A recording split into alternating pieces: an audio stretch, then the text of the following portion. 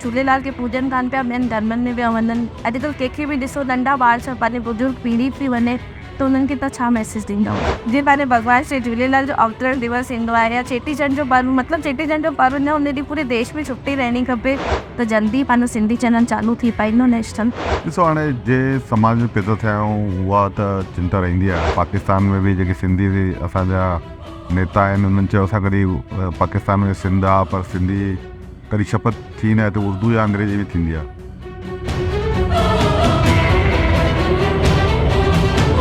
जय श्री झूलेलाल। हिन वक़्तु मूंसां गॾु सिंधियुनि जा सरदार जिन्हनि रिकॉर्ड तौर मतनि सां इंदौर में जीत हासिल कई हुई, मतिलबु इंदौर जा सांसद, वर्तमान सांसद माननीय दादा श्री शंकर लालवानी जी आहिनि।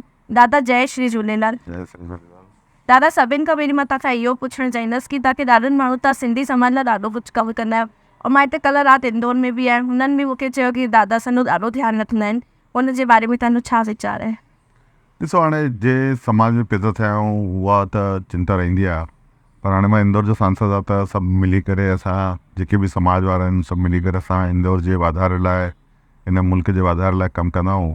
ऐं माननीय प्रधानमंत्री मोदी जी जे नेतृत्व में इंदौर में खोड़ सारा डेवलपमेंट जा कम हलंदा पिया। स्वच्छता में असां नंबर 1 हूं, अनेक क्षेत्र में असां नंबर 1 हूं।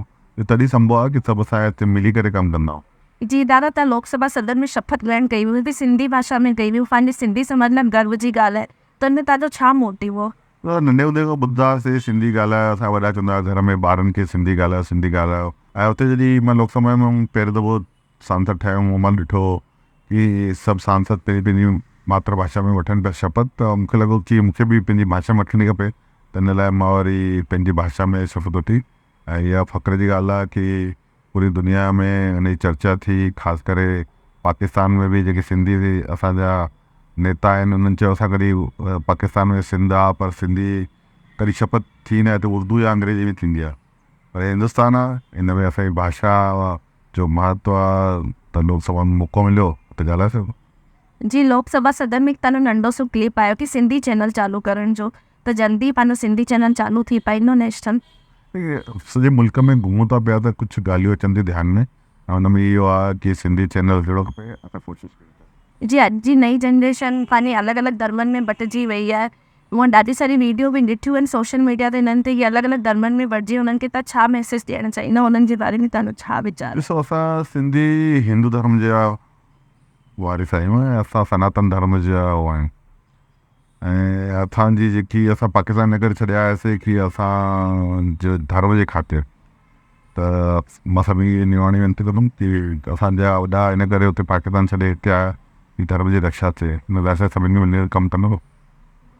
जी, पंहिंजा सिंधी समाज जा काफ़ी माण्हू आहिनि पंहिंजे पिता स्वरूप झूलेलाल साईं खे भुलिजी करे अलॻि अलॻि धर्मनि में पिया वञनि, अलॻि अलॻि जॻहनि ते वञी करे पंहिंजे झूलेलाल के पूजन कान पिया ॿियनि धर्मनि में पिया वञनि। अॼुकल्ह कंहिंखे बि ॾिसो नंढा ॿार छा पंहिंजे बुज़ुर्ग पीढ़ी थी वञे त उन्हनि खे तव्हां छा मैसेज ॾींदव? ॾिसो हाणे असां जीअं मां चयो असां हिंदू धर्म जा न आहियूं ऐं हिन में अलॻि अलॻि परंपराऊं पथ जा थी सघंदा आहिनि, केरु कंहिंखे मञंदा हुजनि कंहिंखे मञंदा हुजनि, पर मूंखे लॻे थो वधीक माण्हू असां हिंदू धर्म जा आहिनि, उहो भॻवान झूलेलाल खे मञंदा आहिनि।